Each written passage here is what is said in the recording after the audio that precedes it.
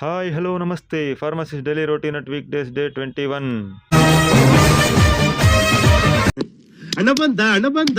ಬೆಳಿಗ್ಗೆ ಟೆರೆಸ್ಗೆ ಹೋಗಿ ವಾಕ್ ಮಾಡಬೇಕಾದ್ರೆ ಸೂರ್ಯನ ನೋಡಿದೆ. ಅವಾಗ ನನ್ಗನ್ಸಿದ್ದು ದಿನ ಮುಳುಗೋ ಸೂರ್ಯನೇ ಮತ್ತೆ ಬೆಳಿಗ್ಗೆ ಹುಟ್ಟಬೇಕಾದ್ರೆ ಹೊಸ ಹುಮ್ಮಸ್ಸಿಂದ ಹುಟ್ಟತಾನೆ. ಅದೇ ನಾವುಗಳು ಬೆಳಿಗ್ಗೆ ಯಾಕಾದ್ರೂ ಆಗುತ್ತೋ ಅಂತೇಳಿ ಕಷ್ಟಪಟ್ಟು ಎದ್ದೇಳ್ತೀವಿ.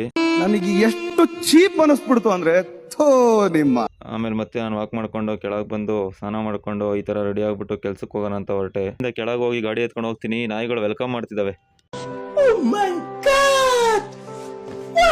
ಅಲ್ಲಿಂದ ನಾನು ಹೊರಟ್ಬಿಟ್ಟು ಹೋಗಿದ್ದೆ ಸೀದಾ ಪೆಟ್ರೋಲ್ ಬಂಕಿಗೆ. ಅದು ಯಾಕೆ ನನಗೆ ಹೆಂಗಾಗುತ್ತೋ, ಜನ ಫುಲ್ ಇದ್ರು.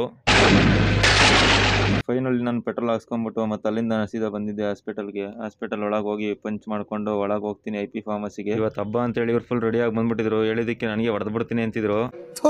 ನಿಮ್ಮ ಈ ತರದೆಲ್ಲ ಇದಾರೆ ಜನ. ಕಾಂಪ್ಲಿಮೆಂಟ್ಸ್ ಕೊಡೋದು ತಪ್ಪು ಅಂದ್ಕೊಂಡು ಮತ್ತೆ ನಾನು ಅಲ್ಲೇ ಕೆಲಸ ಮಾಡ್ಕೊಂಡು ಕೂತ್ಕೊಂಡೆ. ಎಲ್ಲ ಇಂಡಿಯನ್ಸ್ ತೆಗೆದಿಟ್ಬಿಟ್ಟು ಮತ್ತೆ ನಾನು ಸೀದಾ ಹೋಗಿದ್ದೆ ಕ್ಯಾಂಟೀನ್ಗೆ ಕಾಫಿ ಕುಡಿಯೋಣ ಅಂತ.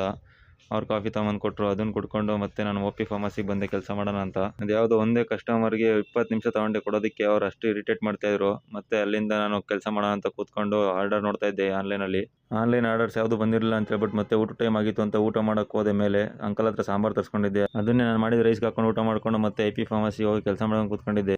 ಕಾಫಿ ಅಲ್ಲೇ ತಗೊಂಬಂದು ಕೂತ್ಕೊಂಡು ಕುಡಿದ್ಬಿಟ್ಟು ಮತ್ತೆ ನಾನು ಮನೆ ಕಡೆ ಹೋಗೋಣ ಅಂತ ಹೇಳ್ಬಿಟ್ಟು ಚೆಕ್ಔಟ್ ಮಾಡ್ಕೊಂಡು ಗಾಡಿ ಎತ್ಕೊಂಡು ಸೀದಾ ಮನೆ ಕಡೆ ಹೊರಟೆ. ಇವತ್ತಿನ ವಿಡಿಯೋ ಇಷ್ಟೇ. Thank you for watching. Bye bye.